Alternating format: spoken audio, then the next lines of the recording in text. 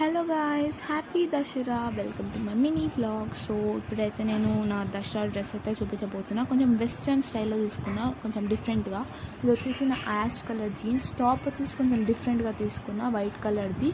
ఇది వచ్చేసి నా టాప్ అనమాట, కొంచెం డిఫరెంట్గా తీసుకున్నా రోజు అంటే నార్మల్గా నేను తీసుకున్న దానికంటే.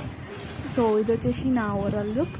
అండ్ మీకు ఫుల్ కనిపించట్లే కాబట్టి ఫుల్ కోసం ఒక రెండు ఫోటోలు పెట్టా, ఎలాగుందో కామెంట్ చేసేయండి మీరు.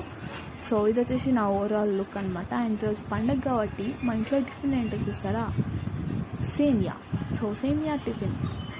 సో గైస్ ఇప్పుడైతే మా డాడీ బర్త్డే కాబట్టి మేమైతే మూవీకి అయితే వెళ్ళిపోతున్నాం అనమాట.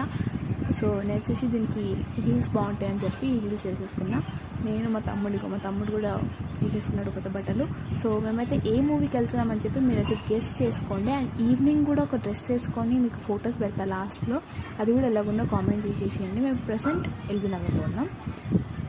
సో గైస్ ఇప్పుడైతే మా మమ్మీ స్పందన అడుగుతున్నాను.